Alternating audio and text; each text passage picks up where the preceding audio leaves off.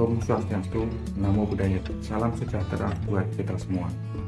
Selamat bertemu di media pembelajar pendidikan Pancasila dan Kewarganegaraan bersama saya, Yanuri, dan tetap semangat.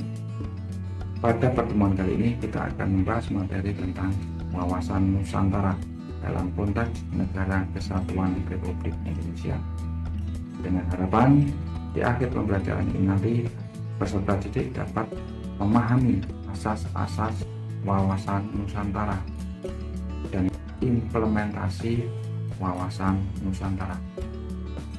Asas-asas wawasan Nusantara merupakan kaidah atau ketentuan yang wajib dipatuhi, dilakukan, dan dijaga oleh seluruh elemen masyarakat demi untuk kelestarian perdamaian dan keseimbangan di Indonesia secara keseluruhan. Apa saja asas-asas wawasan Nusantara tersebut? Asas-asas wawasan Nusantara tersebut meliputi 1. Yaitu asas tujuan dan kepentingan bersama. Masyarakat Indonesia memiliki tujuan dan kepentingan yang sama di bumi pertiwi ini. Salah satu contoh dapat kita lihat saat keseluruhan rakyat Indonesia menginginkan kemerdekaan dan melakukan perjuangan bersama-sama melawan penjajah. Itu salah satu contoh dari asas tujuan dan kepentingan bersama. Berikutnya yaitu asas yang kedua, asas keadilan.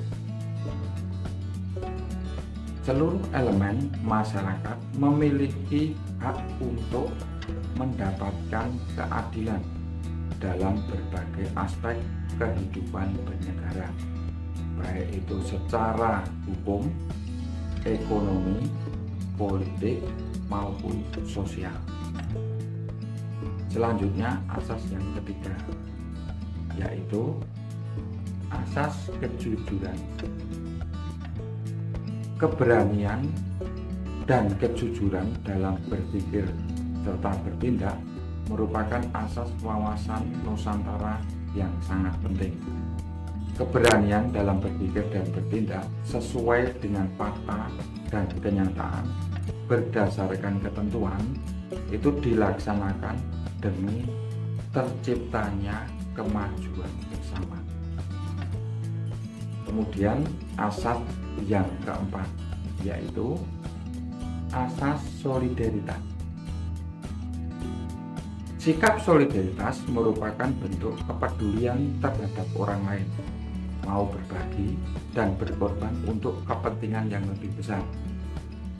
Sikap ini harusnya dilakukan oleh seluruh masyarakat Indonesia tanpa menghilangkan ciri dan karakter budaya masing-masing.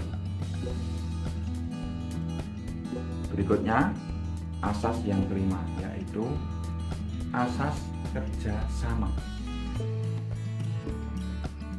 Kesadaran terhadap tujuan dan kepentingan bersama akan menimbulkan kerjasama dan koordinasi antar elemen masyarakat.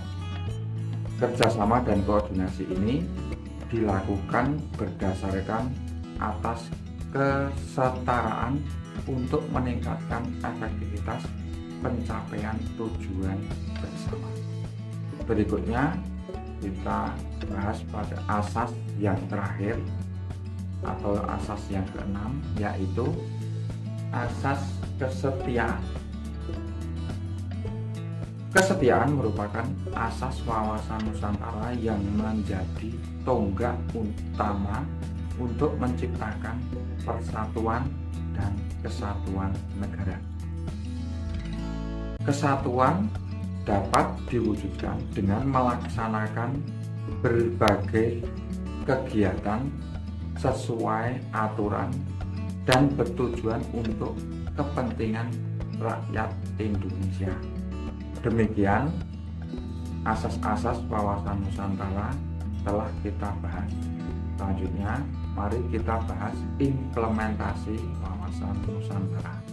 Implementasi atau penerapan wawasan Nusantara dapat kita lihat dalam kehidupan bermasyarakat dan bernegara di Indonesia.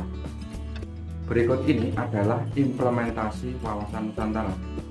Yang pertama, implementasi wawasan Nusantara di bidang politik. Implementasi wawasan Nusantara di bidang politik telah diatur dalam undang-undang, misalnya Undang-Undang Partai Politik, Undang-Undang Pemilu, dan yang lainnya. Contoh implementasi wawasan Nusantara di bidang politik yaitu: 1. Pelaksanaan pemilu yang dijalankan secara demokratis dan adil. 2. Hukum yang berlaku di Indonesia merupakan pedoman dalam pelaksanaan kehidupan bermasyarakat dan bernegara. 3. Menjaga dan mengembangkan sikap pluralisme dan hak asasi manusia untuk mempersatukan keberagaman di Indonesia. 4. Menjalankan komitmen politik pada lembaga pemerintahan dan partai politik dalam meningkatkan persatuan dan kesatuan bangsa. 5. Ikut serta dalam politik luar negeri serta memperkuat kod diplomatik untuk menjaga seluruh wilayah Indonesia. Berikutnya adalah implementasi wawasan Nusantara yang kedua, yaitu implementasi wawasan Nusantara di bidang ekonomi. Implementasi wawasan Nusantara di bidang ekonomi berorientasi kepada sektor pemerintah, industri, dan pertanian.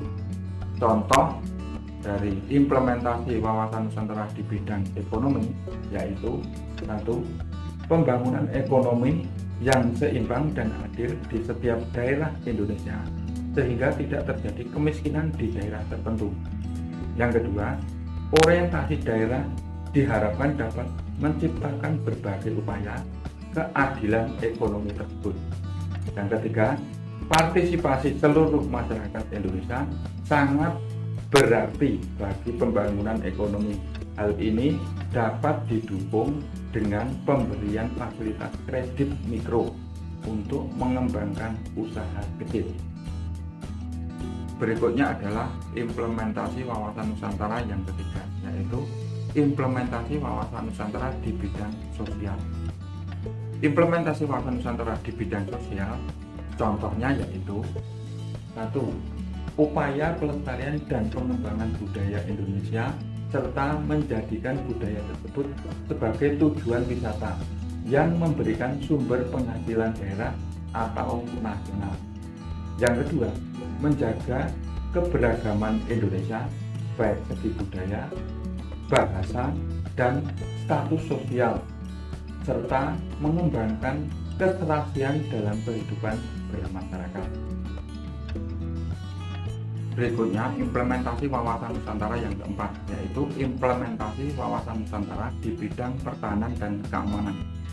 Contoh implementasi wawasan Nusantara di bidang pertahanan dan keamanan yaitu: 1. Meningkatkan kedisiplinan diri, memelihara lingkungan sekitar, dan melaporkan berbagai hal yang melanggar keamanan kepada aparat yang berwenang. 2. Meningkatkan rasa persatuan dan solidaritas dalam diri anggota masyarakat, baik yang di dalam satu daerah maupun yang berbeda daerah. Yang ketiga, ikut membangun sarana dan prasarana bagi kegiatan pengamanan. Demikianlah yang belajar pendidikan Pancasila dan Kewarganegaraan dengan materi wawasan Nusantara telah selesai. Saran dan kritik tetap kami butuhkan demi kemajuan media pembelajaran. Jangan lupa subscribe dan like-nya agar info video materi pembelajaran